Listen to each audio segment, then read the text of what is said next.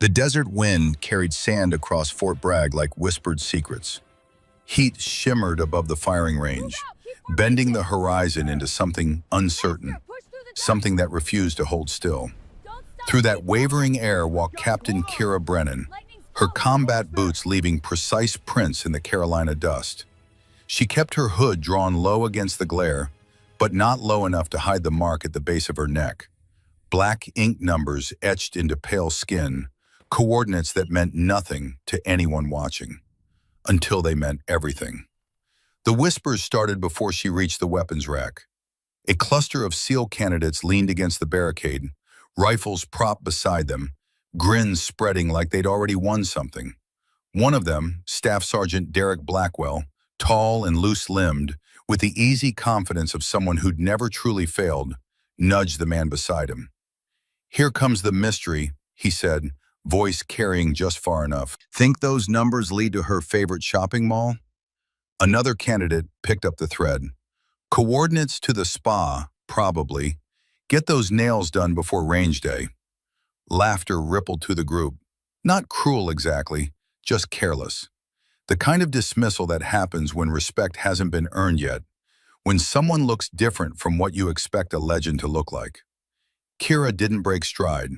Her eyes, hidden behind dark shooting glasses, tracked the range with the precision of someone who'd measured distance in heartbeats and wind speed in the weight of memory. She adjusted the sling of her rifle, brushed dust from her sleeve, and kept walking. The tattoo caught the light one more time as she moved. Numbers that had survived firefights and sandstorms and nights when sleep felt like surrender. She'd survived those same nights. The numbers were just proof. From the observation tower overlooking the range, a different kind of watching was happening. Colonel Thaddeus Garrison stood with his arms folded, shoulders still square despite 68 years of gravity and war. His uniform was pressed sharp enough to cut, ribbons stacked on his chest like a timeline of conflicts most of these young men had only read about. Cold War operations in Central Europe, the Gulf War when sand and oil burned together under black skies, Bosnia, where peacekeeping turned to body counts, and the word safe zone became a bitter joke. His eyes, pale blue, the color of winter sky over Berlin, tracked Kira across the range. When she glanced up toward the tower, just for a heartbeat, he gave the smallest shake of his head. "Not yet. Wait." She understood. She always had. Beside Garrison stood Commander Blake Ashford, 45 and built like he'd been carved from the same stone as his confidence.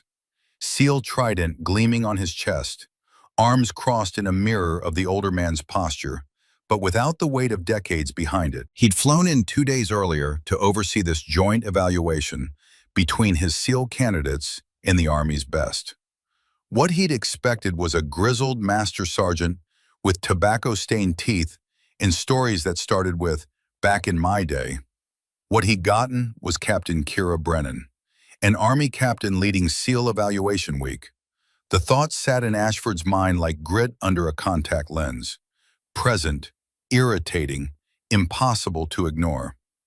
"Colonel," Ashford said, keeping his tone professional but edged with doubt, "I respect the Army's methods, but putting a captain in charge of Tier 1 operator assessment seems unconventional." Garrison didn't look away from Kira. "Unconventional how, Commander?" "She's young, relatively junior rank, and with all due respect to female integration in combat roles, SEAL training requires specific experience that she has," Garrison finished quietly. The words carried no heat, just the flat certainty of someone stating a fact, like the color of the sky. Ashford bristled. "I'm sure she's competent, sir, but competent and qualified to evaluate—" "Watch," Garrison interrupted. "Just watch." Down on the gravel, Kira moved along the firing line with measured steps. She checked rifle rests, scopes, magazine seating.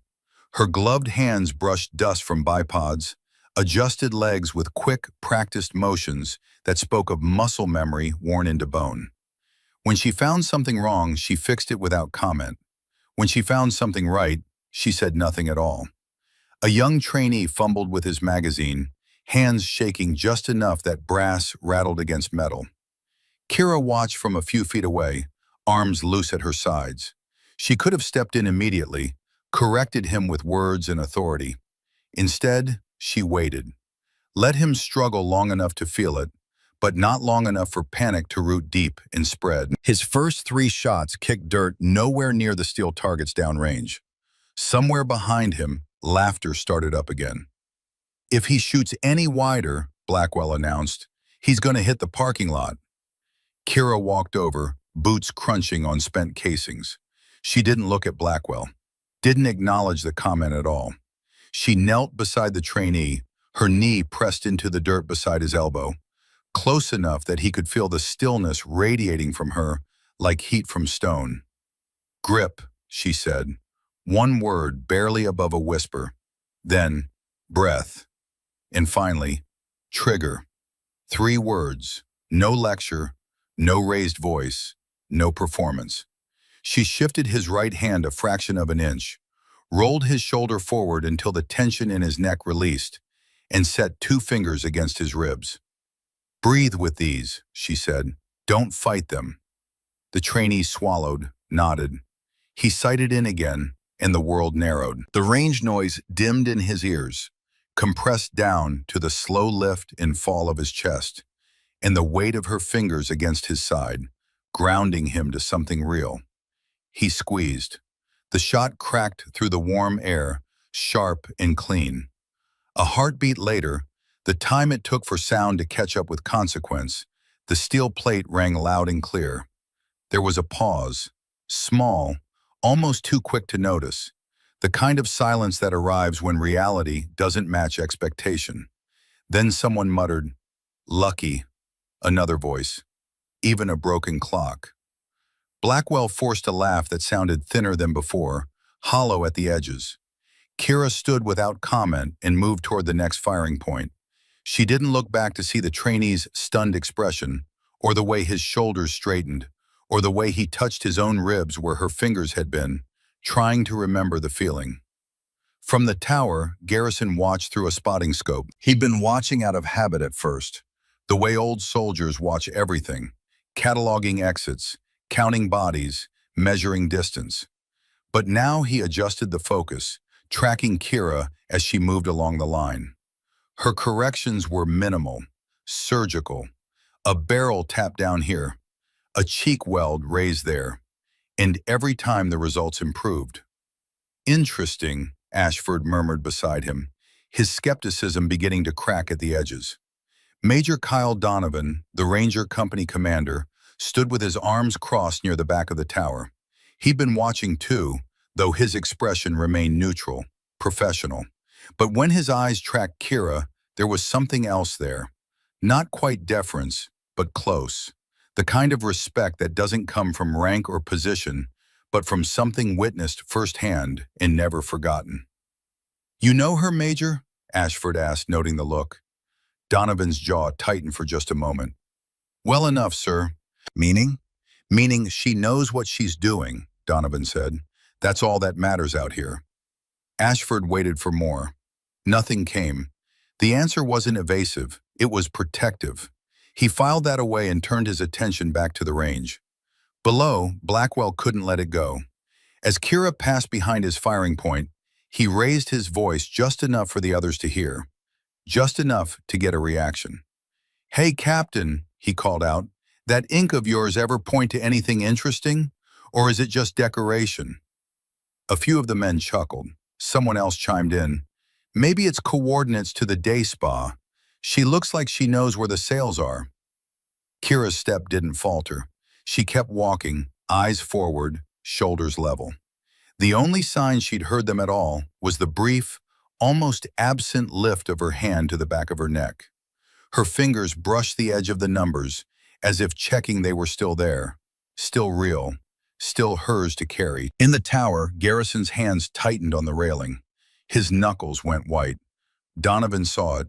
He opened his mouth, started to say something, then stopped. Kira had been through far worse than lazy jokes on a safe range. She could handle herself. Still, something tightened in his chest, an old instinct that said, watch out for your own. The rest of the afternoon played out in a rhythm that felt almost mechanical. Shots fired, targets rang or stayed silent, commands called, laughter rose and fell like waves breaking against stone. Through it all, Kira's presence stayed the same, a steady line drawn through chaos. She moved with patience that didn't push and authority that didn't shout. Discipline met disrespect over and over, and every time she chose the same response.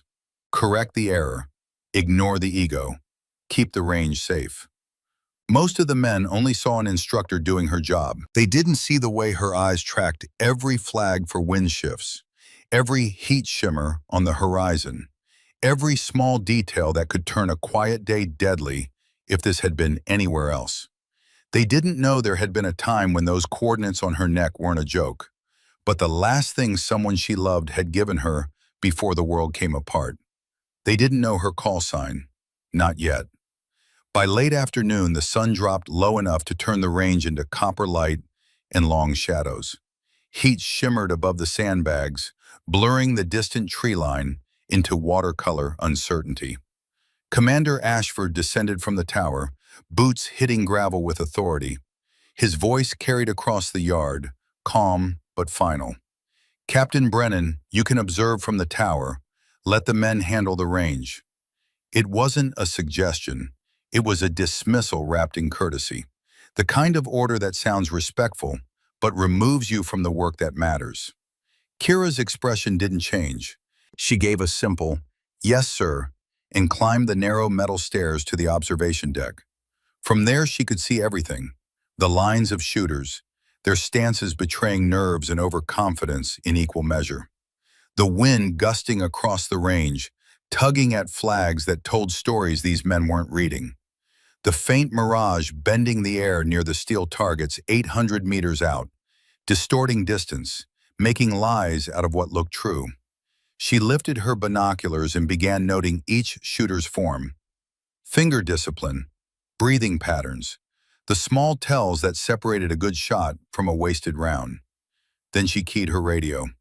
Shooter 3, adjust 1 click left for wind. Shooter 6, hold a half mil high.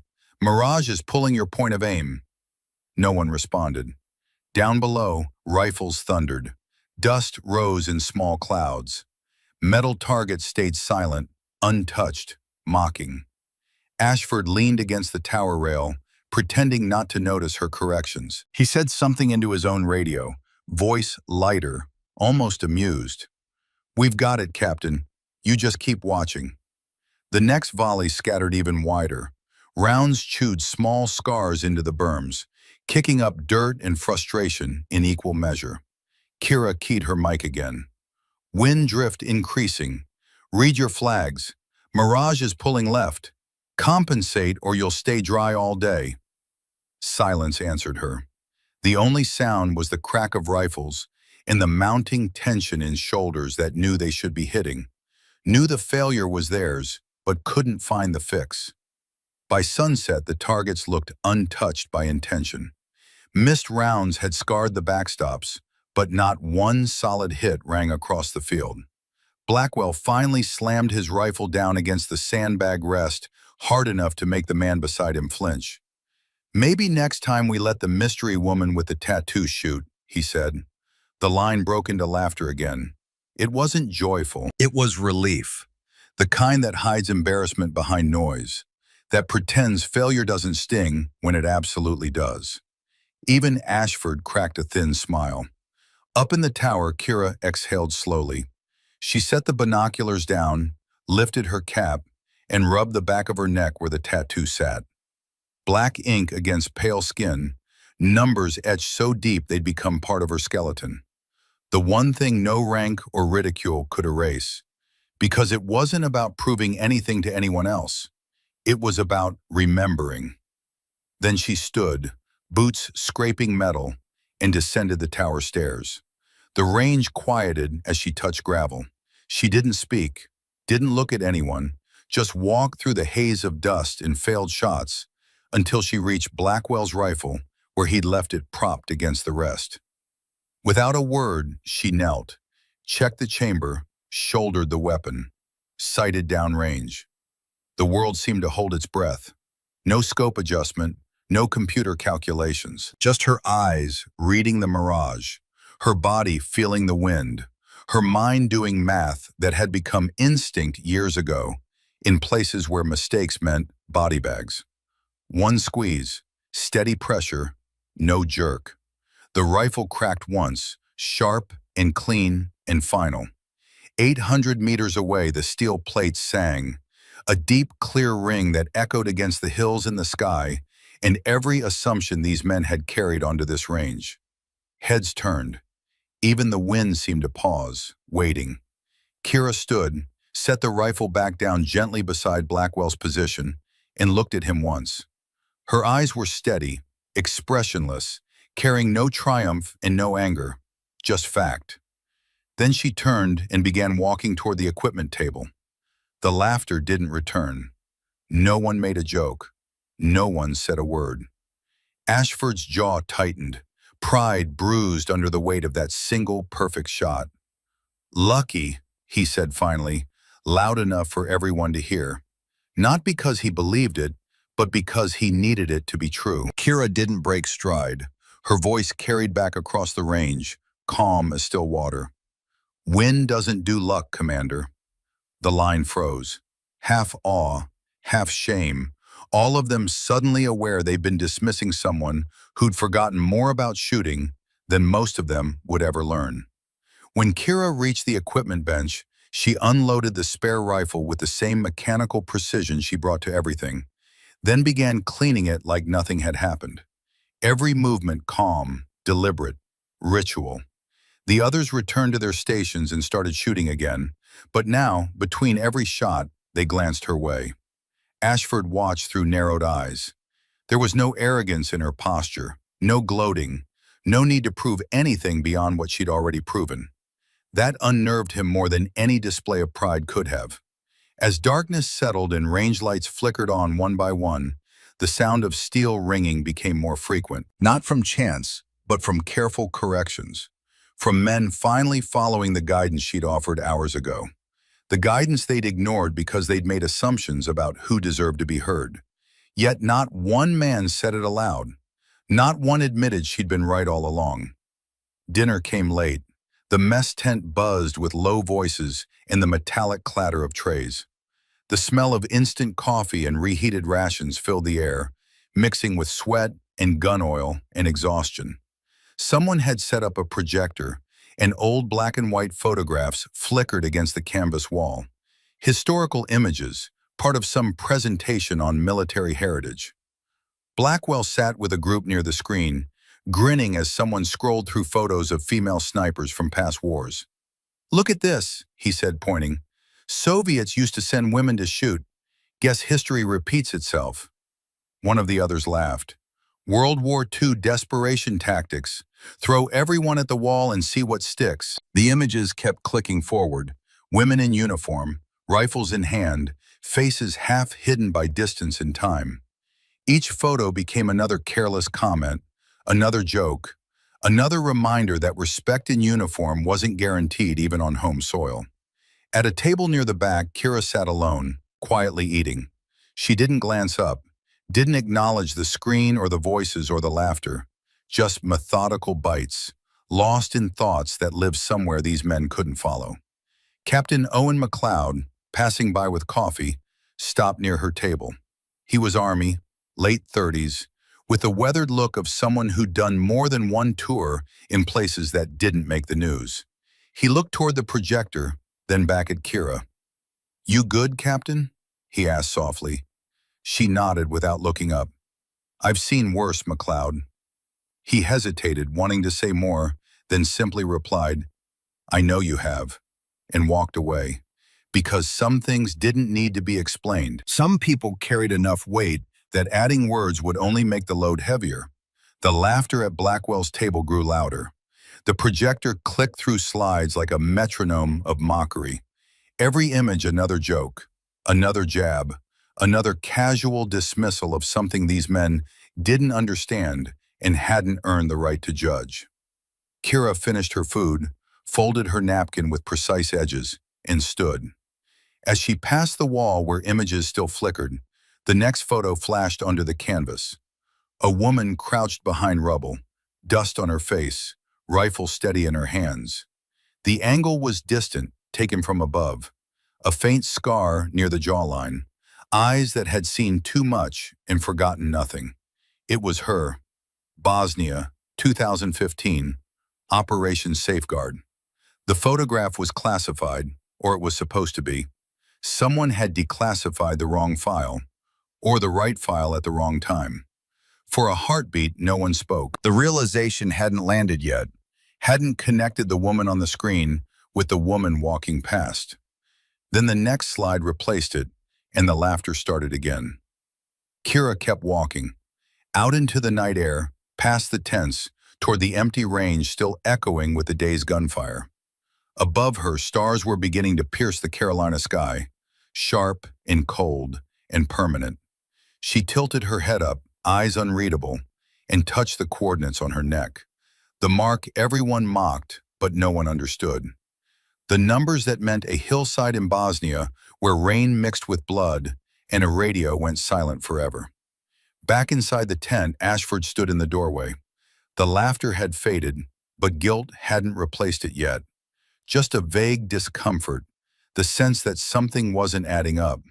He'd followed Kira with his eyes until she disappeared into darkness, and now he couldn't stop thinking about that photograph. The woman in the rubble, the angle of her jaw, the way she'd held that rifle like it was part of her skeleton. He'd seen that image for half a second, but something in him stirred, a question he didn't want to ask because he already knew the answer would change everything. Tomorrow, he told himself, tomorrow he'd find out who Captain Kira Brennan really was. Thunder rolled low across Fort Bragg that night like distant artillery, a sound that made old soldiers dream in firefights and young ones wake with their hearts racing. Rain lashed the tin roofs, running in silver streams through the gravel paths between barracks. Power flickered, lights blinking across the compound in a rhythm that made the night feel alive and dangerous and uncertain. Inside the armory, emergency lights buzzed a faint yellow glow. Rows of rifles hung in perfect symmetry, their metal catching every flash of lightning through the high windows. The smell of gun oil and brass and old wood filled the air like incense in a church built for violence. Kira sat at a workbench near the back, sleeves rolled to her elbows, disassembling a rifle piece by piece with the patience of someone performing surgery. Each movement was quiet, measured, ritual. Bolt, firing pin, extractor. Every component cleaned and inspected and returned to its place with the care of someone who understood that details saved lives, that the difference between coming home and coming home in a box was sometimes just a speck of sand in the wrong place. Commander Ashford stood near the far wall, ostensibly waiting for the generator to stabilize, but his eyes wandered along the display cases that lined the armory. Plaques, commendations, photographs from decades of training history, records of men who'd passed through this place and gone on to become legends, or ghosts, or both. Then he saw it. A narrow wooden case, half hidden under dust. The brass nameplate tarnished and old, etched with words that made his breath catch. Bosnia, Phantom 6. He leaned closer, carefully lifting the glass. Inside was a weathered manila folder, edges soft with age, labeled in fading ink. His hands moved without permission, lifting it free, opening it to pages that had been classified once, and maybe still were. The first page was an after-action report, heavy redactions, black bars covering names and locations, and details that someone had decided the world didn't need to know. But fragments remained, enough to tell a story in broken pieces. Single operator maintained position for 27 hours continuous. Captain James Brennan, KIA, while providing covering fire during extraction. Brennan's daughter, age 24, assumed command and continued Overwatch mission solo. 17 confirmed enemy kills, preventing assault on civilian convoy. Recommended for Medal of Honor. Classification: denied due to operational security. Ashford's hands started to shake. He looked up, and through the armory's length, past the rows of weapons and ammunition crates, he could see Kira still at her bench. Lightning flashed, backlighting her profile. Calm, distant, focused on the rifle in her hands, like it was the only real thing in the world. For a long moment he didn't move, couldn't move. The folder sat open in his hands, and the name Brennan stared up at him like an accusation. Then, moving carefully, he returned it to the case and closed the glass. His reflection stared back at him, distorted and uncertain. He turned. Across the armory, Kira was reassembling the rifle now, bolts sliding home with a metallic click that echoed in the silence between thunder. She checked the chamber one final time, then placed it back in the rack with the same care a parent might lay a sleeping child in a crib. "Captain," Ashford called out, his voice rougher than he intended. She looked up, waited. "You ever serve overseas?" "Once or twice, sir." Her tone was flat, giving nothing. He nodded slowly, measuring his next words. "Ever hear of a sniper they called Phantom 6? Her hands paused. Just a second, just a heartbeat, but long enough for him to see it. Then they kept moving, wiping down the bench, collecting tools. "Can't say I have, Commander." She picked up her gear and walked toward the door. The conversation was over. Final. Closed like the folder he'd just been reading. The power flickered again, plunging them both into brief darkness. When the lights returned, Kira was already at the door, one hand on the frame. "Storm's getting worse," she said without turning. "You should get some rest, sir. Tomorrow's a long day." Then she stepped out into the rain and disappeared. Ashford stayed behind, staring at that dusty case, at the nameplate that read, Bosnia, Phantom 6, at the folder full of redacted truths, and the one name that hadn't been blacked out, Brennan. Outside, rain hammered the compound. Lightning split the sky. And somewhere in that storm, Kira Brennan walked alone, hood pulled low, coordinates on her neck running with water, but never washing away. The next morning arrived clean and sharp, the storm's violence replaced by air that smelled of wet earth and possibility. Trainees lined up for morning drills, yawning, stretching, trading jokes that fell flat after the tension of the previous day. The range had been washed clean, brass casings swept into neat piles, targets reset like the world had been given a chance to start over. Kira passed quietly between them, clipboard under one arm, eyes scanning the line with the same attention she'd given everything since she arrived. Not looking for trouble, just noting where it might come from if it decided to show up. Captain Owen McLeod was coming from the command tent when he saw her. He stopped mid-stride, straightened his shoulders, and to the surprise of everyone watching, saluted. "Morning, Captain," he said formally. She nodded once, returning the salute. "Morning, McLeod." Then she kept walking, boots leaving small prints in the damp sand. Blackwell blinked, whispering to the man beside him. Did he just salute her? The other shrugged. "She's a captain. He's a captain. They're the same rank." Blackwell frowned. "Then why the formality? You don't salute equals like that. Not unless—" Before he could finish, McLeod's voice cut through without him even turning around. His tone was calm, but final. "Some people earn respect different ways, Sergeant. You'd do well to remember that." No one spoke after that. The silence carried weight, the kind that settles over a group when they realize they've been operating on assumptions that might be badly, dangerously wrong. From that moment forward, a subtle shift began. The mockery didn't disappear. Momentum like that takes time to die. But it lost its weight, its casual cruelty. Every time Kira passed, conversations lowered, just slightly, as if people were unsure whether to laugh or salute, dismiss or listen. That afternoon, the sky opened again. Another storm sweeping across the base, not as violent as the night before, but steady, relentless. During the downpour, Kira was seen near the memorial wall, a long slab of polished black stone that glistened under rain like oil, names carved deep enough that fingers could trace them in the dark. She stood alone, hood pulled low, one hand against the cold surface. Her fingers moved slowly, finding a single engraved name among hundreds. Captain James Brennan, Bosnia, 2015, died in service. A few yards away, Colonel Garrison stopped mid-stride. He'd been heading to the command building, but seeing her there, small and still against that wall of names, made him forget wherever he'd been going. Lightning cracked overhead. In that brief flash, he could see the numbers inked on her neck, glistening with rain, coordinates that marked a place halfway around the world where someone had made a choice between running and standing, between living and making sure others got to live instead.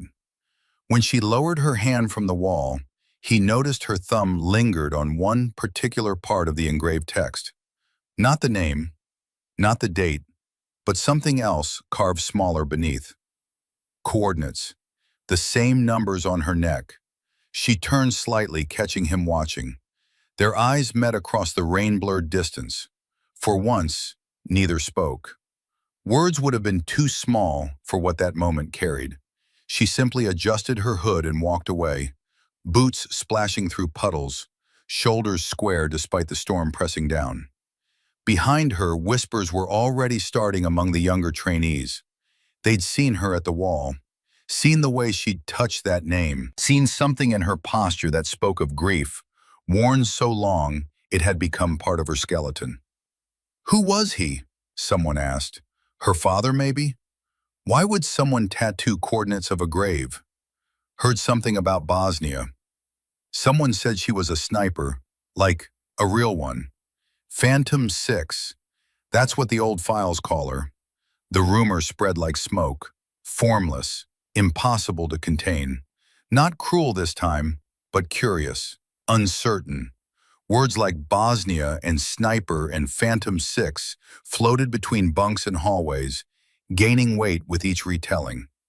By evening, even Blackwell had stopped joking.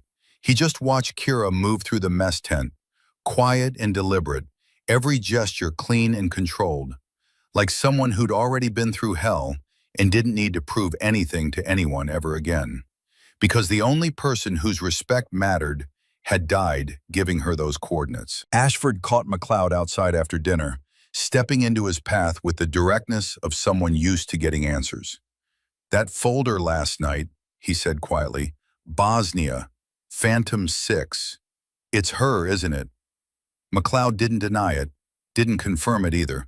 He just looked toward the range lights flickering in the distance, small and steady against the coming darkness. You wanted to know who she is, Commander, he said finally. You're starting to find out. He started to walk away, then paused, turned back. Be careful how you learn the rest, he added. Some stories aren't told because they're classified. They're not told because they're too heavy to carry twice. Then he was gone, leaving Ashford alone with questions that were starting to feel like accusations. That night, as wind whispered through the compound and the last traces of storm faded into memory, the lights in Kira's quarters stayed on long after everyone else had gone dark. Inside, she sat at her small desk, a folded photograph in her hand. The edges were soft with handling, the image faded but still clear. Two soldiers standing in desert sand, smiling despite dust and heat and the weight of what they carried. One was her, younger, eyes not yet carrying what they'd seen. The other was her father, arm around her shoulders, both of them pretending the world was safer than it was. She ran her thumb across the coordinates beneath their boots in the photo. The same numbers burned into her skin now, permanent reminder of the moment the world proved them wrong. Outside, the whispers grew into questions, and the questions grew into something else, not quite respect yet, but the beginning of it. The slow realization that they'd been mocking something they didn't understand, dismissing someone whose worst day was harder than anything they'd faced in their lives. No one mocked the tattoo anymore. They just wanted to know what it meant. And who, exactly, the woman they'd laughed at really was. The storm rolled back in the next day like it had unfinished business. Dark clouds stacked over the tree line, building into towers of gray and black that turned afternoon into premature dusk. The air grew heavy, electric, pressing down on Fort Bragg with the weight of something about to break. On the training schedule, one block still remained in black ink. Live fire stress simulation. Final event for the week. The kind of test designed to separate operators who could think under pressure from those who just thought they could. Commander Blake Ashford stood at the edge of the range, studying the sky with narrowed eyes. Wind gusted across the open ground, kicking up dust devils that spun and died and spun again. He checked his watch, looked at the assembled candidates already geared up and waiting, their rifles gleaming dull in the strange light. He could cancel. Weather protocols gave him that authority, but canceling felt like weakness, like admitting that nature could dictate terms to men who were supposed to operate in any condition, any place, any time.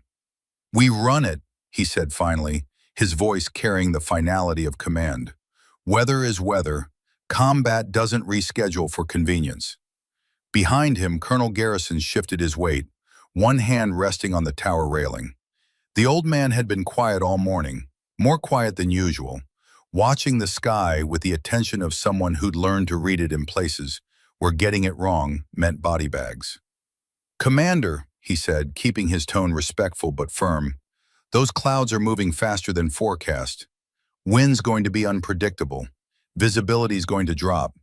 Might want to consider—" "We've trained in worse, Colonel," Ashford interrupted, not harshly, but with the confidence of someone who believed technology and preparation could overcome nature's tantrums.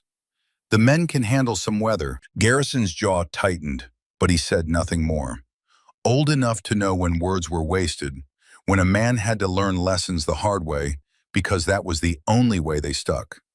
Kira was already moving along the line, checking ear protection, eye protection, rifles.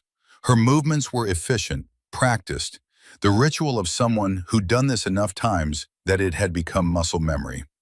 "Check your safeties," she called out, voice carrying just enough. "Confirm your target lanes. No crossfire. If you lose sight of your targets, you stop shooting. Clear?" A chorus of acknowledgments came back. Not enthusiastic, but present. The mockery from earlier in the week had faded into something more complicated. Uncertainty mixed with grudging attention, like they weren't sure what to make of her, but had stopped assuming they knew.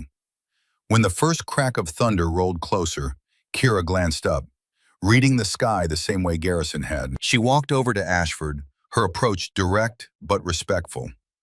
"Sir, we can shorten the run," she said quietly. "Hit the key drills and bring them off before the worst of it. Get what we need without unnecessary risk." He heard the concern in her tone and mistook it for caution, for the kind of hesitation he'd been trained to push through. "Captain, these men are training to be special operations," he replied. "They need to learn to operate in discomfort. A little rain won't hurt them." Her jaw tightened for just a moment, a flash of something, frustration maybe, or the memory of times when rain had mixed with other things and nothing had been simple or safe. But she simply nodded. "Understood, sir." The drill began. Smoke drifted across the range as the first wave of shooters moved through their lanes, engaging pop-up targets on command. Loudspeakers crackled to life with simulated incoming fire, shouted orders, the chaos of combat compressed into sound. Rain started as a fine mist, turning the dirt into slick paste under their boots, making footing uncertain, vision harder. At first it went well. Shots landed, steel rang. Instructors called corrections over radios. The simulation was doing what it was designed to do. Test them, push them, show them what they could handle when adrenaline met uncertainty. Kira hovered near the center of the range, headset on, tracking each lane with the same attention she'd given everything all week. Her face was calm, but her eyes missed nothing.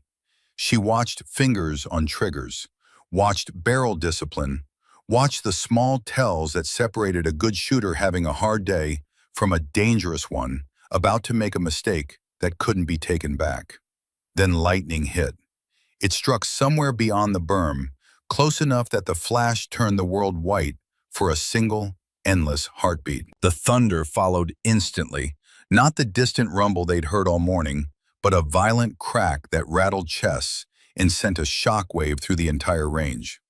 One of the trainees froze mid-stride. Private Marcus Landry, former infantry, 2 deployments in Afghanistan, more roadside blasts in his memory than he could count. The sound didn't register in his mind as thunder. It became something else entirely, something that lived in the part of his brain where trauma carved permanent channels. His rifle dropped low. His eyes emptied, staring past the targets into a memory no one else could see. Then his knees buckled and he collapsed, hands over his head, gasping. "Incoming! Incoming!" The word repeated like a broken record, each repetition more desperate than the last. Radio traffic erupted. Someone shouted that a shooter was down. Another voice demanded to know who had fired out of lane.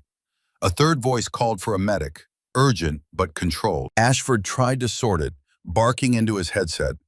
"Maintain formation. Stay on your targets. Keep moving." But the storm didn't care about his orders. The wind kicked up hard, driving rain sideways across the range. Another bolt of lightning lanced across the sky, followed immediately by another crack of thunder that made even the instructors flinch. One trainee swung his muzzle too far right, tracking movement that wasn't there. An instructor grabbed the barrel, forcing it down, shouting for a ceasefire that half the line didn't hear over the loudspeakers, still blaring simulated chaos. In seconds, situational awareness began to fray. Ashford's attention jumped from one crisis to another, trying to be everywhere at once and succeeding nowhere. The radios filled with overlapping reports, voices talking over each other, information fragmenting into noise. Someone yelled about a near muzzle sweep. Another demanded medical attention for Landry, now curled in the mud and shaking. The simulation they built to mimic chaos had become something dangerously close to the real thing, and control was slipping through their fingers like the rain turning everything to soup. Kira watched it happen, saw the eyes losing focus, saw fingers tightening too hard on triggers, saw instructors trying to be in 5 places at once and failing, saw the exact moment when a training exercise stopped being controlled and started becoming a potential catastrophe. Something inside her settled. Not calm exactly, but the stillness that comes when chaos demands a response, and hesitation means people die. She stepped forward into the rain, lifted her headset mic, and let years of combat harden her voice into something that cut through everything else. "All stations, this is Phantom 6. The call sign came out like it had been waiting all week to be spoken, like it had weight and history and authority that couldn't be questioned. "Ceasefire. Repeat, ceasefire, ceasefire." Her voice wasn't loud, but it carried a tone that made people stop, made them listen. The kind of authority that didn't come from rank or position, but from having been obeyed under far worse skies, in places where getting it wrong meant body bags in international incidents. "Safety's on, muzzles down, instructors confirm by lane." There was something in that tone, something that reached past training and touched instinct, the part of the brain that knew when someone had earned the right to give orders that mattered. One by one, the reports came in. "Lane 1 safe. Lane 2 safe. Lane 3 safe."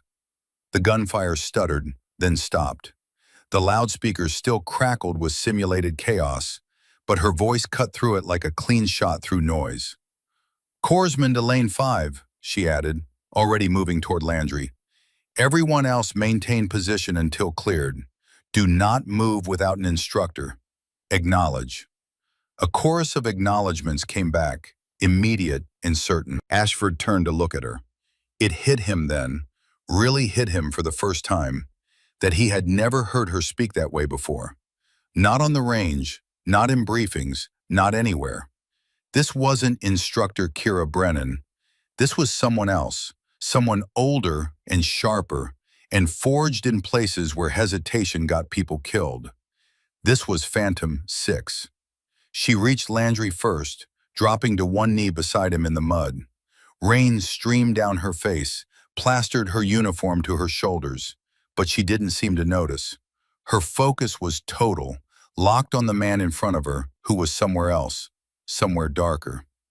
"Landry," she said, voice firm but not harsh, "you're at Fort Bragg. You're in training. There is no incoming. Look at me." His breathing came in ragged bursts.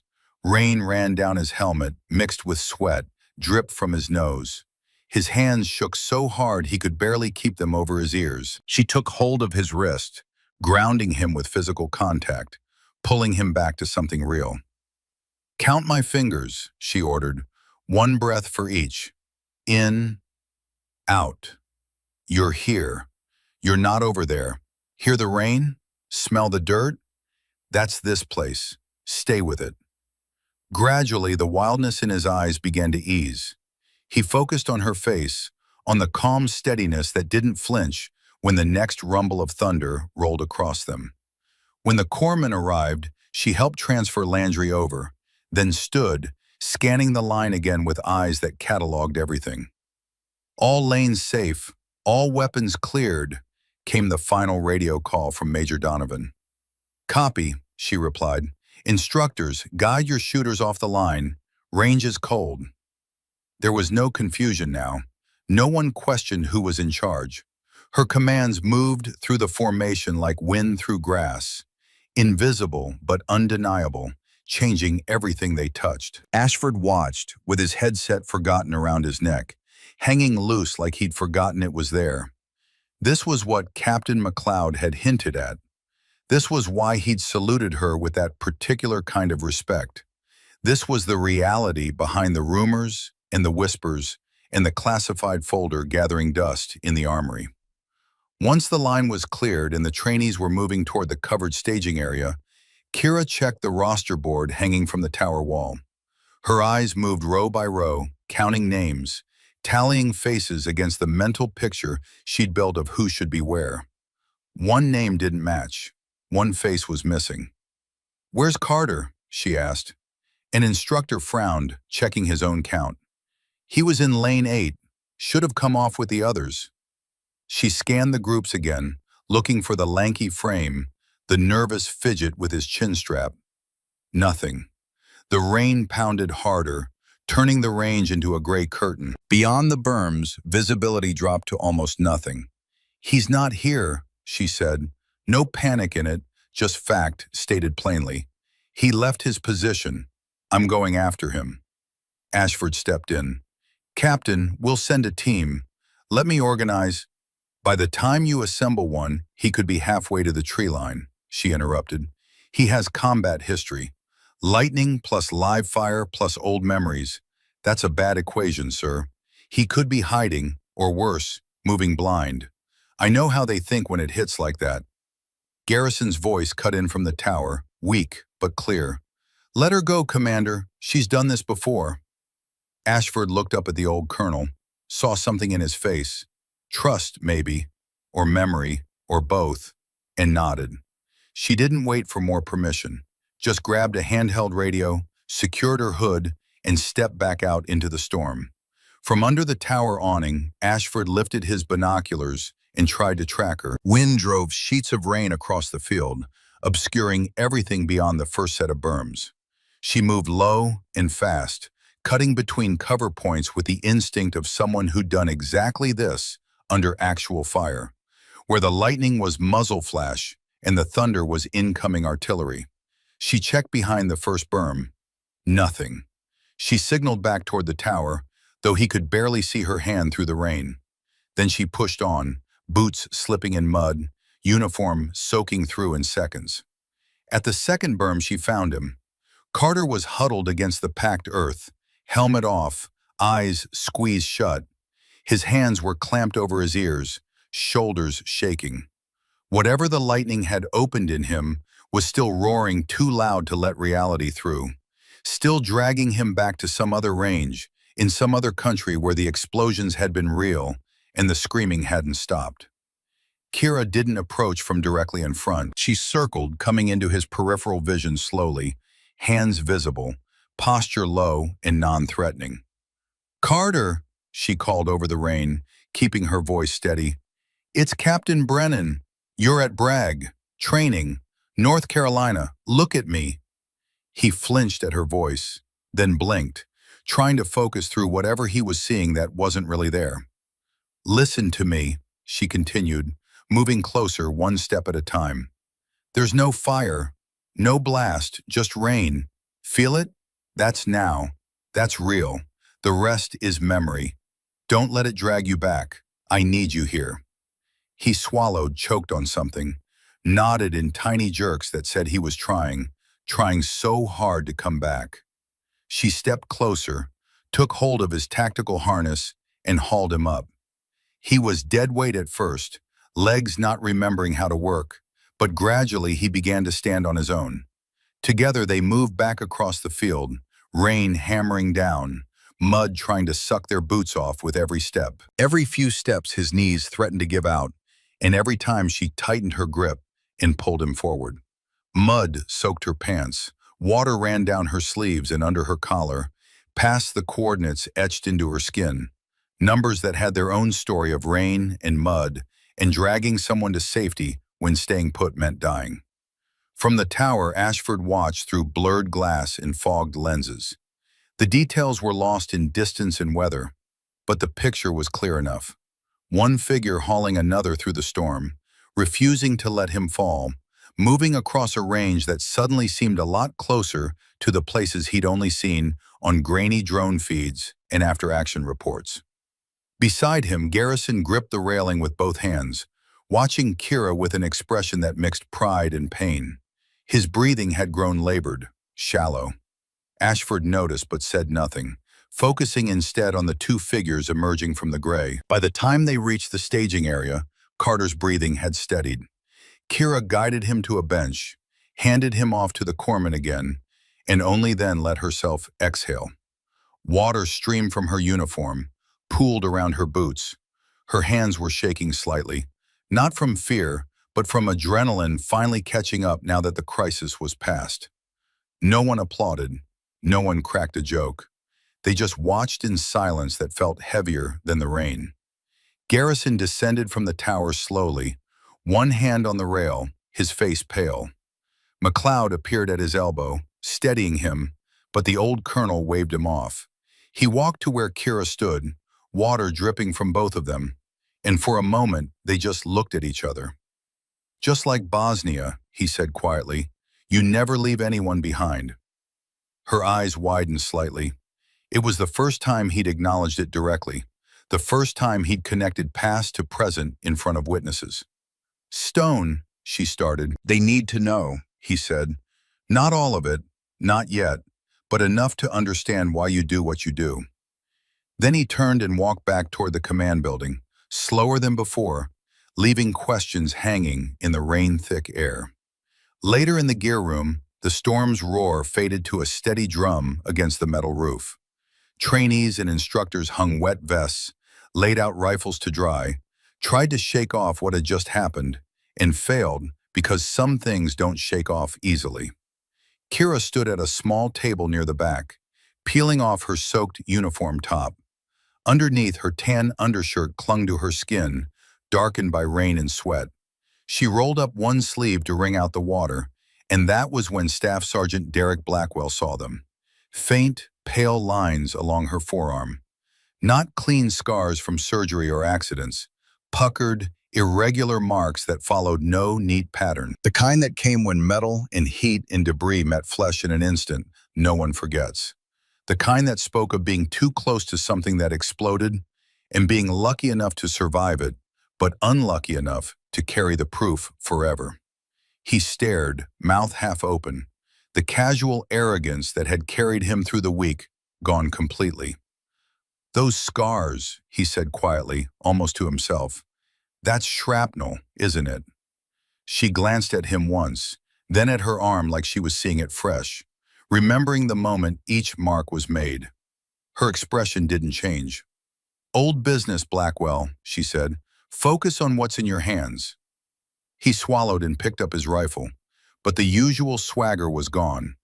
The words, "tattoo girl," died somewhere in his throat and never found their way out again, buried under the realization that he'd been mocking someone who'd earned those scars in ways he couldn't imagine and didn't have the right to question. Around the room, the mood shifted like weather changing. No one had heard the full story. They didn't know what those scars meant, or why a folder with her call sign sat in the armory, or what had happened in Bosnia that made an admiral's name appear in classified files next to hers. But they had seen her today, taking command when others faltered, dragging one of their own out of the storm, carrying weight she never talked about, never complained about, just bore the way some people bore scars, as proof of survival, not decoration. Respect began to move in quietly, like rain easing off after a long night. Uncertain at first, testing the ground, but present, real. They still didn't know who Captain Kira Brennan really was. Not completely. But for the first time they understood one thing clearly. Whatever those coordinates on her neck marked, it wasn't decoration. It was survival carved into skin and carried into every room she walked through, every range she commanded, every storm she refused to let break her. That evening, as the last of the storm clouds cleared and sunset painted the sky in shades of amber and rose, Ashford found Garrison alone in his quarters. The old colonel sat at his desk, a glass of water untouched beside a bottle of pills he should have taken hours ago. "You knew," Ashford said without preamble. "From the beginning, you knew exactly who she was." Garrison looked up, his pale eyes steady despite the fatigue etched into every line of his face. "I trained her," he said simply. 15 years ago, she was 19, angry, grieving. Her father had just died in my arms in Berlin. I promised him I'd look after her." The words landed like stones in still water, ripples spreading outward. "James Brennan saved my life in Berlin, 1982, Garrison continued. "He was my spotter, my friend. When he died, Kira was all that was left of him. So I trained her, taught her everything I knew, everything her father would have wanted her to know." "And Bosnia?" Ashford asked. "Bosnia was her proving ground, her nightmare, her crucible." Garrison's hands trembled slightly as he reached for the water glass. "She was 24, her first real deployment, peacekeeping mission that turned into a bloodbath when insurgents attacked a civilian evacuation convoy." He took a small sip, gathering strength. "Her father," Ashford started. "Different father," Garrison corrected. "James Brennan adopted her when she was 7. Her birth father died when she was young. James raised her like his own, trained alongside me until—" He trailed off, lost in memory for a moment. "What happened in Bosnia?" Ashford pressed, needing to understand. Garrison's eyes grew distant. "James was there as a contractor, providing security consultation. When the attack came, he called in artillery on his own position to save the convoy. Danger close. He knew exactly what it meant. And Kira? She watched him die, took his rifle, took his position, held it for 27 hours while insurgents tried to overrun the evacuation route. 17 confirmed kills, 0 misses. She saved 43 civilians and 12 peacekeepers." The room fell silent except for the distant sound of trainees moving through evening routine. "The coordinates on her neck," Ashford said quietly, "they mark where he fell." "Where he chose to fall," Garrison corrected. "There's a difference. He didn't die by accident or bad luck. He chose that ground, chose to stand there so others could live. And Kira—" He paused, emotion roughening his voice. "Kira chose to stay when any sane person would have run. That's what those numbers mean. Not where she lost someone, where she learned what it cost to be the one left standing." Ashford stood there, processing, recontextualizing every interaction of the past week through this new lens. "Why didn't she tell us?" he asked finally. "Would you have believed her?" Garrison countered. "Or would you have thought she was trading on someone else's legend? using her father's sacrifice to demand respect she hadn't earned on her own. The answer sat unspoken between them, obvious and uncomfortable. She lets her work speak for her, Garrison said. Always has. The coordinates are for her, not for anyone else. A reminder of what she's already survived, what she's already proven. Not to you or me or anyone watching, just to herself. Ashford nodded slowly, then turned toward the door. Commander, Garrison called after him, tomorrow's evaluation, the final test. She's going to save you from embarrassment again. And when she does, you'll have a choice about how you respond to that. What choice? Whether you let pride get in the way of doing what's right, Garrison said. Whether you thank her quietly and move on, or whether you give her what she's earned. Not just your respect, but everyone else's too. Publicly. Permanently. Ashford met the old colonel's eyes and saw in them the accumulated wisdom of 5 decades in uniform, of wars fought and lost and somehow survived. I'll do what's right, he said finally. Garrison nodded, satisfied. That's all James would have asked. After Ashford left, Garrison sat alone in the growing darkness, not bothering to turn on lights. His chest ached with a pain that had nothing to do with old wounds, and everything to do with the knowledge that time was running short. He opened his desk drawer and pulled out a small wooden box, its surface worn smooth by handling. Inside lay 2 items, an old M1C rifle scope, the glass still clear despite its age, and a folded letter in James Brennan's handwriting, dated just days before Bosnia. If anything happens to me, it read, make sure Kira knows she was loved, that I was proud, that the coordinates matter because she matters. Take care of her, Stone. She's going to need someone who understands what it means to stand when running would be easier. Garrison folded the letter carefully and returned it to the box. He'd kept that promise for 15 years, trained her, protected her, watched her become something neither he nor James could have imagined. But promises, like all things, had expiration dates written in heartbeats and failing organs, and the simple mathematics of age. Soon, he thought, soon she'll have to carry it all alone. The thought didn't frighten him. Kira was ready, had been ready for years. But that didn't make letting go any easier. Outside, night settled over Fort Bragg, and in her quarters, Kira sat with that same photograph of her and James, touching the coordinates beneath their boots, remembering a promise made in rain and blood that she would never leave anyone behind. Never. Not then, not now, not ever. 2 days passed. The clouds cleared as if the storm had never existed, leaving behind air that hummed sharp and clean over the desert simulation course. A manufactured wasteland of windblown sand, rusted vehicle hulks, and distant targets that shimmered in the heat like mirages. It was the last day of evaluation week, and everyone felt it. The silence before the first shot wasn't peace. It was pressure, the kind that built in chests and made fingers restless on trigger guards. Kira stood in the control tower, hood up despite the heat, headset snug against her ears.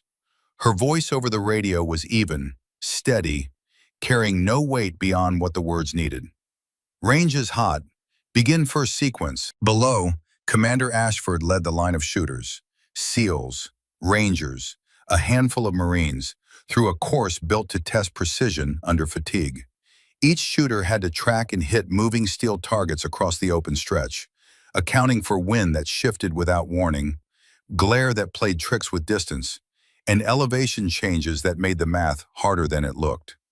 At the far end of the course, a small convoy of Humvees sat idling quietly, engines ticking in the heat. Beside them stood Admiral Thomas Caldwell, who had arrived without warning that morning. His silver insignia caught the sunlight like a signal flag. When word had spread that an admiral was on base, the entire compound had straightened. Even Ashford had swallowed hard before greeting him, wondering what had brought a man of that rank to a routine training evaluation. Caldwell said little. He simply folded his arms and watched with the kind of attention that made everyone nervous because you couldn't tell what he was thinking, couldn't read whether he was impressed or disappointed or just marking time until he could leave. Round after round cracked through the dry air. Steel rang in uneven rhythm, some hits clean, others close but not quite, and too many misses that kicked up dust and frustration in equal measure. When Ashford's turn came, he stepped forward with the confidence of someone who'd done this 1,000 times. His rifle was custom-tuned, his stance practiced and perfect. He wanted this to be the final impression of the week, proof that SEALs still set the standard, that everything he'd said about capability and readiness wasn't just talk. "Shooter 1 ready," he announced. "Copy," Kira replied from the tower. "Target sequence 3. On your mark." He drew a breath, lined up on the first moving target 800 meters out, and squeezed. The rifle barked and immediately jammed. A sharp click. No recoil. No round down range. Just the hollow sound of a malfunction that made his stomach drop. He blinked, tried to clear it, worked the bolt. Nothing. Sand had fouled the action somewhere in the mechanism, turning precision engineering into useless metal. The other shooters glanced his way. The Admiral's eyes narrowed slightly, not in judgment but in attention, the kind that meant this moment was being filed away, cataloged, remembered. Ashford's pulse spiked. His reputation, his control, his carefully maintained image of competence, all of it slipping in the seconds it took for him to fumble with the weapon and fail to fix it. In the tower, Kira was already moving. She dropped the headset, vaulted down the steps 2 at a time, and crossed the range without a word. Dust swirled around her boots. The line of trainees stepped back instinctively as she passed, making room for something they didn't understand yet but recognized as important. When she reached Ashford, she knelt beside him and took the rifle with quiet authority that didn't ask permission because it didn't need to. "May I, Commander?" He hesitated for only a heartbeat, then nodded, stepping aside. Pride wounded but not so wounded that he couldn't recognize help when it was offered. Kira pulled the bolt assembly free in one practiced motion, tapped it clean against her palm, and reseated it with a metallic click that sounded final and certain. She checked the chamber, shouldered the weapon, and sighted in on the moving target. For the first time all week, she pulled her hood down. Her braid caught the wind. The light struck her face full on, no longer hidden. Sharp features, focused eyes, the expression of someone who'd done this in places where missing meant consequences that couldn't be taken back. The coordinates on her neck flashed visible to everyone watching. Numbers stark against skin, no longer something to mock, but something to wonder about. She fired once. The steel plate 800 meters out rang pure and clean, the sound carrying across the desert like a bell, announcing something that couldn't be ignored. Admiral Thomas Caldwell, standing near the vehicles with his arms folded, froze mid-breath. His hand dropped from his chest. His eyes locked on her with the intensity of someone seeing a ghost made flesh. The name that came out of him was barely above a whisper, but in the sudden silence, it carried like thunder. Phantom 6. The name rippled across the range like a shockwave. Ashford turned sharply, confusion giving way to realization. The trainees glanced at one another, the pieces finally starting to connect. The classified folder, the shrapnel scars, the way she moved and spoke and commanded without needing to raise her voice. Caldwell stepped forward slowly, his face pale despite the heat, his expression caught between disbelief and something that looked like reverence. "You held the hills at Srebrenica," he said, voice breaking slightly on the edges. "You were the one who stayed." Every sound died. The wind stopped. The clang of the steel plate echoed once more, then faded into complete silence. No one moved. No one breathed. Kira lowered the rifle, her breathing steady despite the weight of every eye on her. For a moment she didn't respond, didn't acknowledge the name or the recognition or the way the entire range had stopped to listen. Then she spoke, voice quiet but clear. "Just doing my job, sir." Caldwell shook his head slowly, something like wonder crossing his weathered face. "No," he said. "No, Captain, what you did was far beyond any job description." He came to attention. Then, in front of everyone, officers, candidates, instructors, all of them watching with held breath, he raised his hand in salute. It wasn't slow, wasn't ceremonial. It was real, immediate, the kind of salute that carried the weight of knowing exactly what someone had done and what it had cost them. The air around them seemed to crystallize, moments stretching into something that would be remembered, retold, carried forward. Commander Ashford stood frozen for a heartbeat that felt like hours. Then he did the only thing that made sense, the only thing that honor demanded. He followed suit, palms slicing the air in sharp respect, his earlier skepticism burning away under the weight of understanding. One by one, the others joined. Major Donovan, Captain McLeod, Staff Sergeant Blackwell, the same man who had joked about her tattoo, now standing rigid with his hand trembling as he held the salute. No one spoke, no applause, just the quiet rhythm of breathing and the faint metallic hum of rifles cooling in the afternoon heat. Caldwell lowered his hand, but didn't step back. His voice carried across the range, roughened by memory and respect. "You all mocked that tattoo," he said, each word deliberate, "but those coordinates mark where Captain James Brennan fell." He pointed gently toward the mark on her neck, and every eye followed. "Bosnia, 2015, Srebrenica Hills. What was supposed to be peacekeeping turned into combat when insurgents attacked a civilian convoy during extraction." The story unfolded like a map being spread across a table, showing terrain no one wanted to see but couldn't look away from. Captain Brennan's team was providing overwatch.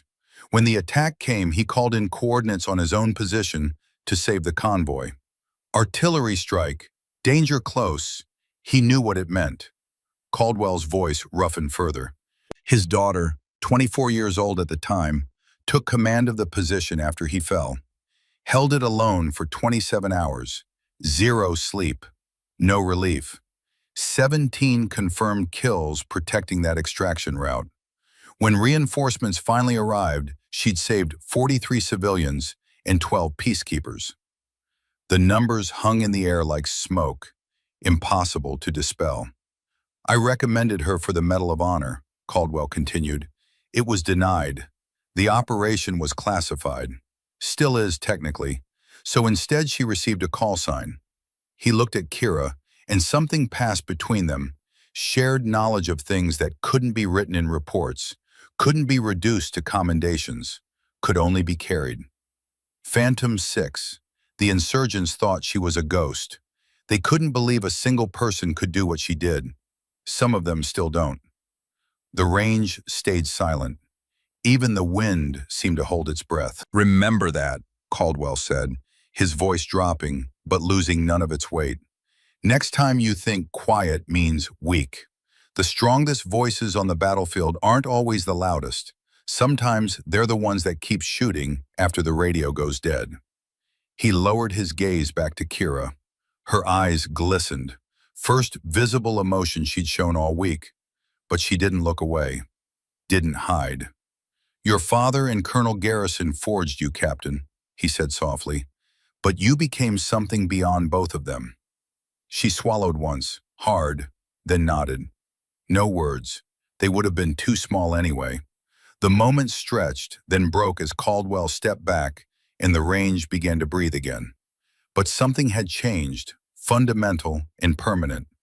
The way they looked at her, the way they stood when she passed, the way her commands would be heard from this moment forward. Blackwell approached hesitantly after the formation began to disperse, his earlier arrogance completely gone. "Captain," he started, voice rough with something that might have been shame. "We were out of line. I was out of line." Kira studied him for a moment, then gave a faint nod. "Learn from it, Sergeant," she said. "That's what the job's for. Mistakes happen. What matters is what you do after." He nodded, unable to meet her eyes, and stepped back. Ashford waited until they were alone, the compound emptying as trainees headed toward the mess hall and the day's heat began to fade into evening cool. "Captain Brennan," he said, voice quiet but weighted with honesty. "You could have told us who you were. From the beginning." She met his eyes for the first time without any trace of tension, without the careful distance she'd maintained since arriving. "Would it have changed how you listened, Commander?" He opened his mouth, closed it again. There was no answer good enough for that question. No response that didn't indict him for assumptions he'd made, judgments he'd passed without knowing what they were measuring against. He simply nodded once, sharply, a gesture of respect that needed no elaboration. As evening deepened and base lights flickered on one by one, cutting small circles into the growing dark, the others headed for the mess hall. But Kira stayed behind. The range stretched empty before her, silent now, washed clean by storms and time.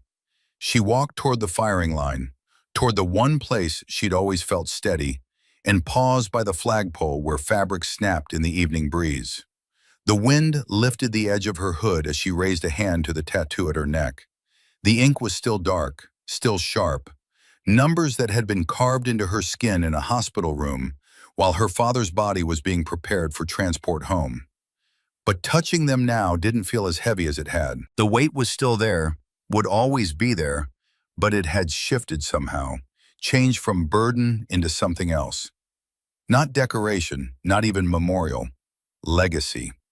She stood there as darkness gathered, one hand on coordinates that marked where her father fell and where she learned what it meant to stand when running would have been easier, when survival meant choosing to stay.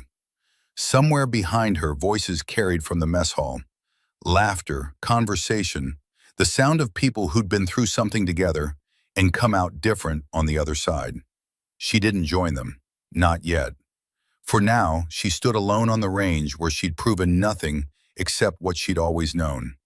That respect isn't demanded with words or ranks. That some marks aren't decoration, but history written on skin. And that the quietest voices sometimes carry the most weight because they've earned the right to be heard. The coordinates on her neck caught the last light of day, numbers etched, permanent and true. A reminder, a promise. A truth that needed no explanation beyond what it had already cost. The ceremony came 2 days later, small and quiet in the way military honors sometimes are, when the actions being recognized remain classified. No cameras, no press, just soldiers gathered beneath a sky that had finally decided to stay clear. The kind of blue that made everything feel possible again after days of storms. Admiral Thomas Caldwell stood at the front of the formation, a commendation ribbon in his weathered hands. The afternoon sun caught the silver of his insignia, turning it bright against his uniform. Behind him, the memorial wall stretched long and dark, names carved deep enough to last generations. His voice carried only as far as it needed to, reaching the small group assembled without effort or strain. "For exceptional composure under pressure," he began, reading from paper that felt too thin to hold the weight of what it described. "For leadership in crisis, and for reminding us what quiet strength looks like in a profession that too often mistakes volume for valor. Captain Kira Brennan."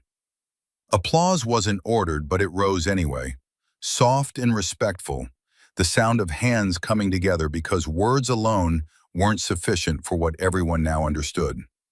Kira stepped forward, still wearing the same faded fatigues she'd trained in all week. No dress uniform, no ceremony beyond what was required. The ribbon caught the dying light as Caldwell held it out, official recognition of something that had happened 10 years ago and every day since.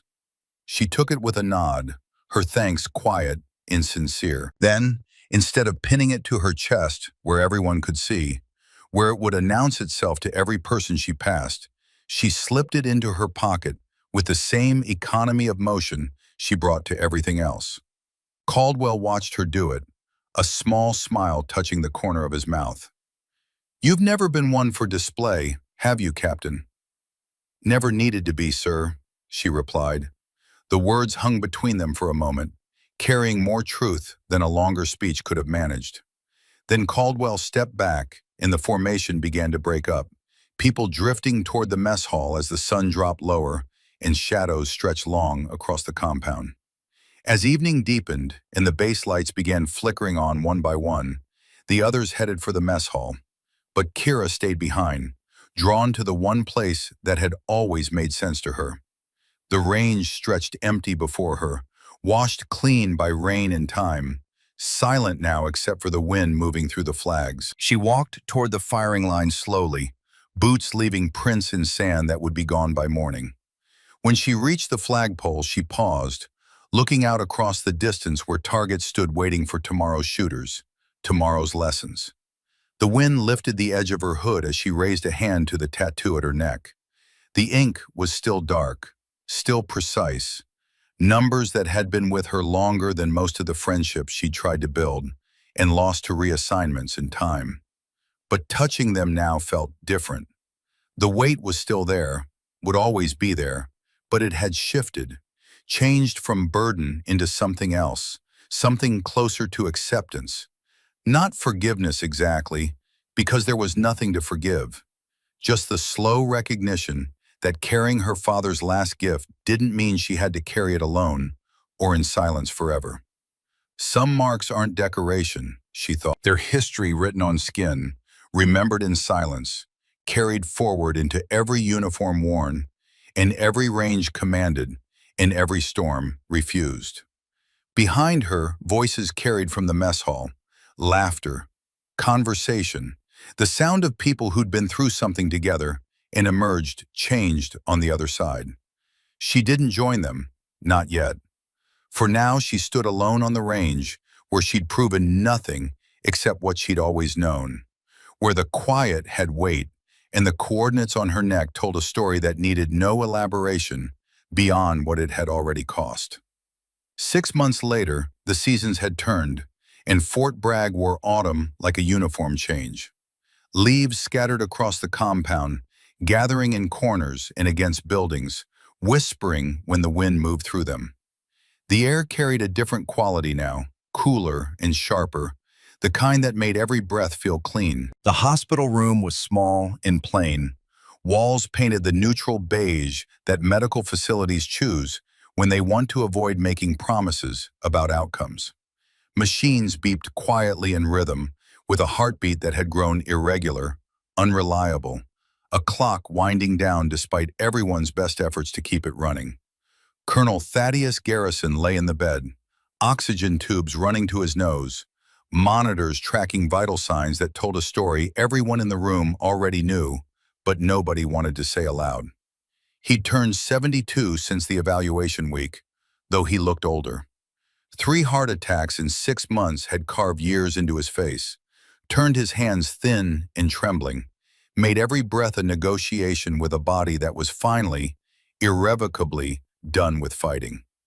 Kira sat beside the bed in her dress uniform, the fabric crisp and formal, in a way that felt wrong for how intimate this moment was. She'd come straight from a promotion ceremony.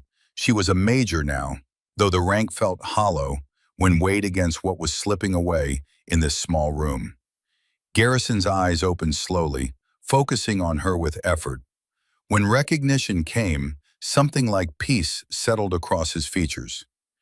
"There she is," he said, voice barely above a whisper, but carrying warmth that defied the machines and the medicine and the knowledge that this was goodbye. Major Brennan, the legend herself. "Don't," she said softly, reaching for his hand. "Don't do that. I'm just what James and I dreamed you'd become," he interrupted, squeezing her fingers with what little strength remained. "Better than we dreamed, actually. You exceeded us both years ago, Kira. Don't diminish that." She swallowed hard, fighting against the tightness in her throat. He shifted slightly, wincing with the effort, then gestured toward the small table beside the bed. "Top drawer, there's something for you." She opened it carefully, knowing whatever was inside carried weight beyond its physical form. Her breath caught when she saw it. A rifle. Not just any rifle, but Garrison's M1C, The weapon he'd carried through Cold War operations in Berlin, through training exercises that had shaped generations of snipers, through the years when he'd been young and certain and unbreakable. The wood was worn smooth by decades of handling, the metal carrying the patina of age and use and care. "Stone, I can't." "You can," he said firmly, mustering authority that his body could barely support anymore. "Your father spotted for me with this rifle in Berlin, 1982. Saved my life twice in 3 days with his eyes and his math and his absolute refusal to let me do anything stupid. Now it's yours." He reached into the drawer himself, pulling out something else with trembling fingers. A folded flag. American colors, creased with precision, heavy with meaning. "This was James's," Garrison continued, "from Bosnia. They gave it to me because you were still in the hospital and there was no one else. I've kept it all these years, waiting for the right time." Kira took the flag with both hands, feeling the weight of it, the way fabric could carry memory and sacrifice, and all the words that had never been spoken between a father and daughter, because there hadn't been time. Something broke inside her then. The control she'd maintained through the week of mockery, through the storm and the rescue, through the revelation and the ceremony and the months since, all of it crumbled. Tears came hot and sudden, blurring her vision, running down her cheeks unchecked. This was the only time in the entire story she allowed herself to cry. The only moment when the armor cracked completely. "I can't do this without you," she said, voice breaking into pieces. "Stone, I don't know how to." "Yes, you do," he interrupted gently. "You already have. Bosnia, that storm at Bragg, every single day since. You've been doing it, Kira. My job was to teach you. That job's done." He paused, gathering breath, fighting to get the next words out clearly. "Your job now is to pass it forward. Find someone who needs what we gave you. Teach them. Make them better than you are, the way you became better than me, the way I tried to be better than the ones who taught me. That's not an ending. That's how we become immortal." She held his hand tighter, felt the fragility of bones that had once been strong enough to carry a rifle for days without rest, steady enough to make impossible shots in impossible conditions. "I'm not ready," she whispered. "No one ever is," he replied. "But you'll do it anyway. That's who you are."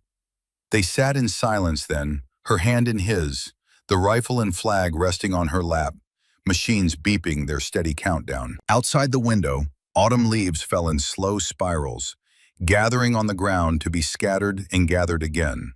The endless cycle of things ending and beginning and ending once more. "Thank you," she said finally, "for everything, for not letting me quit, for believing I could." "I didn't make you into anything you weren't already," Garrison said, cutting her off with the last of his strength. "I just showed you what was there. The rest was you, Kira. All you." His eyes closed then, breath evening out into the shallow rhythm of someone slipping away from consciousness into something deeper and more final. She stayed beside the bed as sunset turned the room gold, then orange, then purple, then dark. Stayed as the machines beeped slower. Stayed as the nurse came in quietly and checked monitors and left without saying what everyone already knew. Stayed until his hand went still in hers, and the machines sang their flat note of ending. The funeral was small, military honors at Arlington, though Garrison had requested minimal ceremony. Just a folded flag, a 3-volley salute, and taps played by a single bugler whose notes carried across rows of white headstones like a conversation between the living and the dead. Kira stood at attention in her dress blues, the M1C rifle held at present arms, her face a mask of control that hid the emptiness growing inside her like a void. When they handed her the flag, the second folded flag she'd received in her life, both from men who'd shaped her, she accepted it with hands that didn't shake because she wouldn't let them. Not here, not in front of witnesses. Admiral Caldwell attended, along with Commander Ashford, Major Donovan, and a surprising number of others from that evaluation week. Blackwell stood in the back, head bowed, no longer the arrogant young ranger who'd mocked a tattoo he didn't understand.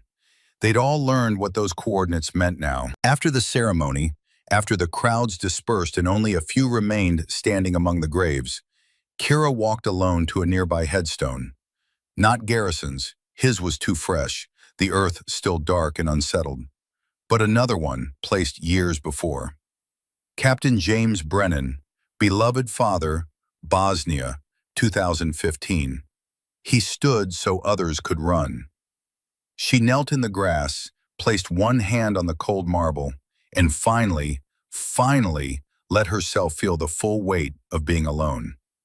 Both her fathers gone now, both men who'd taught her what it meant to stand, what it cost to be the one left behind, what legacy meant when measured in coordinates and folded flags and rifles passed from hand to hand across generations. "I've got it from here," she whispered to the stone. "Both of you taught me well. I won't let it die with me."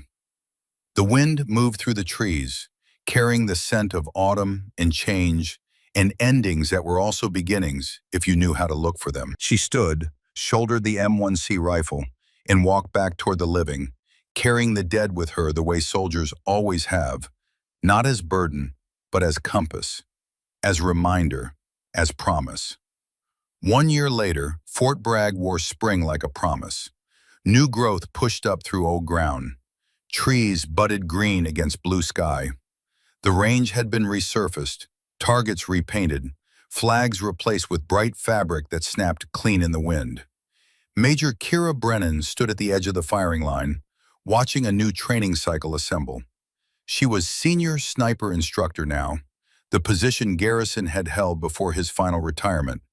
The role that carried weight not just in rank, but in legacy and expectation, and the responsibility to shape people who would carry forward what had been passed to her.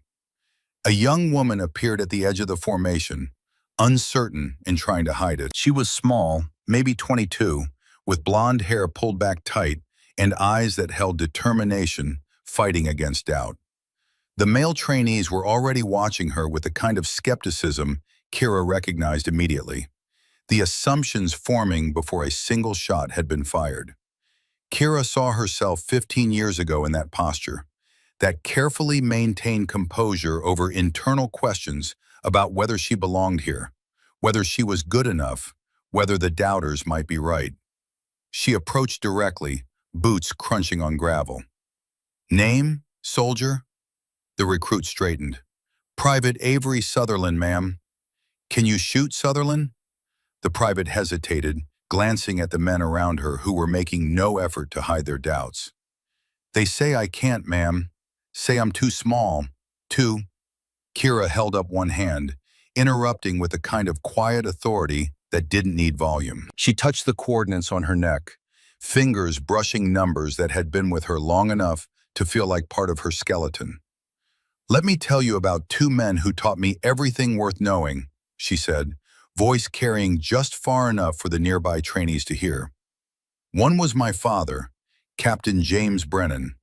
The other was Colonel Thaddeus Garrison, the best sniper instructor this base ever had." She gestured toward the range stretching out before them, targets waiting in the distance. "My father taught me courage, taught me that standing your ground when everyone else runs isn't about being fearless. It's about being more afraid of letting people down than you are of what might happen to you." Her hand moved to rest on the M1C rifle propped beside her, Garrison's weapon, now hers, to carry forward. "Colonel Garrison taught me precision, taught me that shooting isn't about strength or size. It's about breathing, patience, and understanding that wind and distance and gravity don't care who you are or what anyone thinks you can do. They only care about the math and whether you're willing to do it right." She met Sutherland's eyes directly. "Both of them taught me that respect isn't something you demand or deserve just for showing up. You earn it, one shot at a time, one correction accepted, one lesson learned from failure. And when you've earned it, you don't carry it for yourself. You carry it forward for the next person who needs to see that it's possible. Around them, the formation had gone quiet. Even the skeptical trainees had stopped their whispered comments, caught by something in her tone that made dismissal feel small and foolish. "So here's what's going to happen, Private," Kira continued. "You're going to learn. You're going to struggle. You're going to miss shots that you know you should make.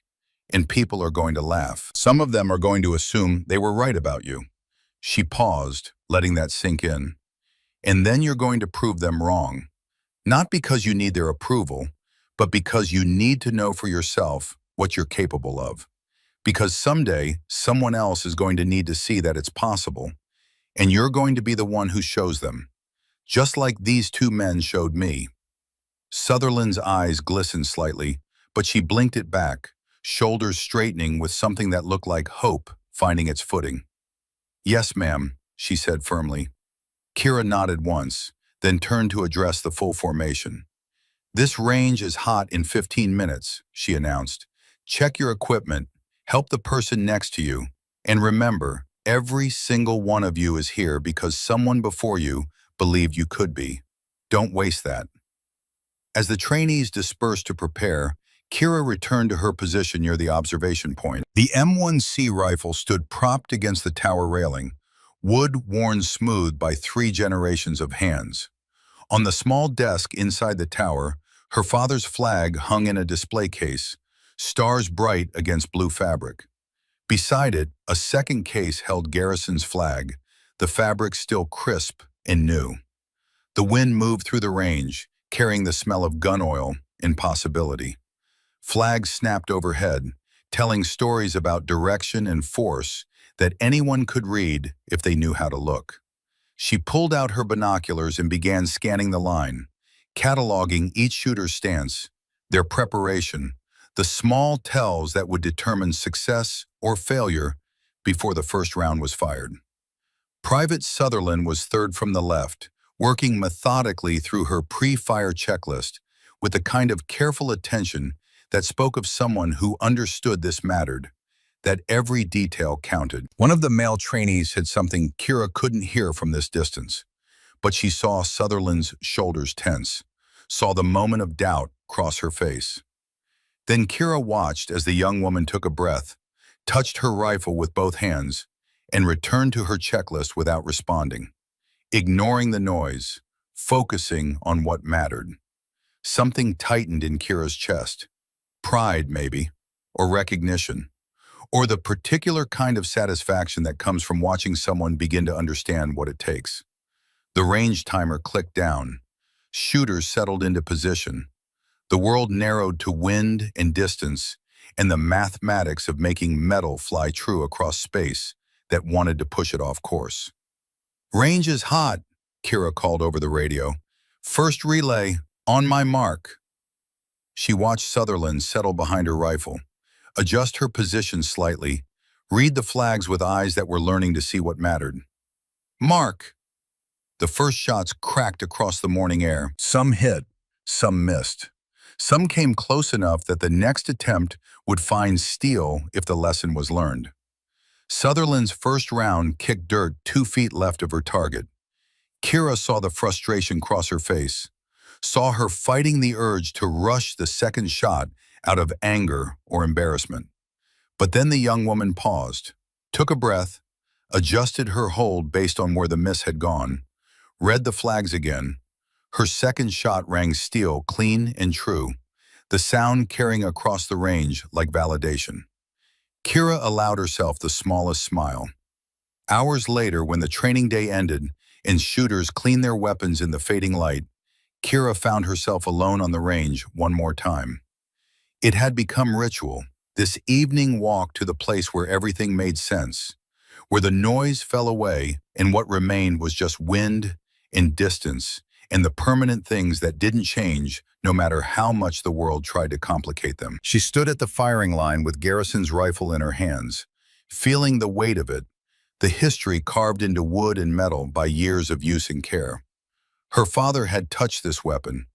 Garrison had carried it through Berlin, had aimed through these sights, had trusted his life and James Brennan's life to the precision it could deliver. Now it was hers to carry, hers to use, hers to eventually pass on when the time came, and someone else needed to see that legacy wasn't just about the past. It was about what you did with what you'd been given. The coordinates on her neck caught the last light of day, numbers etched, permanent, and true. They no longer felt like burden or memorial or even reminder.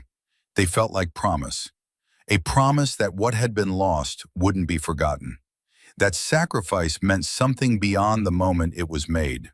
That the best way to honor the fallen was to stand in the places they'd held and teach the next generation how to stand when their turn came. She touched the tattoo one more time, then lowered her hand and turned toward the compound where lights were beginning to glow against the coming darkness. Behind her, the range stretched empty and quiet, waiting for tomorrow's lessons, tomorrow's struggles, tomorrow's small victories that would add up over time into competence and confidence, and the kind of quiet strength that didn't announce itself, but simply was. Above, stars began to pierce the deepening blue, sharp points of light that had guided soldiers and sailors and wanderers for as long as humans had looked up and wondered about direction and purpose and what came next. Some coordinates mark where we fell, she thought. Some mark where we stood. The most important ones mark where we passed the torch. That's not an ending. That's immortality. She walked back toward the lights, toward the young soldiers who would carry forward what she'd been given, toward the endless work of turning potential into performance, and doubt into certainty, and fear into the kind of courage that only comes from doing the thing you're afraid of until it becomes just another part of who you are. The coordinates stayed with her, would always stay with her, but now they pointed forward as much as back, marking not just where she'd been, but where she was going, one lesson at a time, one student at a time, one generation passing the best of itself to the next, until the line stretched so far into the future that the beginning was almost forgotten. Almost, but not quite, never quite, because some things, like honor and duty, and the weight of a promise made at a gravesite in the rain, those things don't fade with time. They just get carried forward by new hands, new voices, new soldiers who touch their own marks and remember their own fallen, and decide, despite everything, to stand, to teach, to pass it on. The night settled fully over Fort Bragg, stars bright and permanent overhead, and somewhere in the darkness, a young private named Avery Sutherland cleaned her rifle with careful attention and wondered if maybe, just maybe, she could become what everyone said was impossible. Tomorrow, Major Kira Brennan would show her it wasn't, the way her father had shown Garrison, the way Garrison had shown her, the way the best lessons are always taught, not with words alone, but with presence and patience, and the quiet certainty that comes from having walked the path before and knowing the destination is worth every difficult step. Respect isn't demanded, it's earned quietly in how you carry the weight of what you've survived. Some marks aren't decoration. They're history written on skin, remembered in silence, carried forward in every uniform worn, in every lesson taught, in every impossible thing that becomes possible because someone refused to quit. In every generation, there are stories you'll never see. Battles fought long before the recognition, scars hidden beneath sleeves, and memories carried in coordinates that mark not just where we fell, but where we rose. Major Kira Brennan never asked for recognition, never spoke of medals or missions, or the ghosts that followed her home from places with names most people couldn't pronounce. She simply showed up, did the work, and reminded everyone that courage doesn't need an announcement. Because real strength isn't loud, it's steady. It's the quiet decision to stand when no one's watching, to lead when others doubt, to teach when it would be easier to keep the knowledge to yourself, and to keep walking long after the noise fades and only the permanent things remain. The coordinates endure, the legacy continues, and somewhere on a range in Carolina, under stars that have watched this same scene play out across generations, The torch passes from hand to hand to hand, light carried forward into darkness, proof that some things, honor, duty, sacrifice, the refusal to let the fallen be forgotten, those things don't end. They just find new voices, new hands, new soldiers who touch their own marks and decide to stand.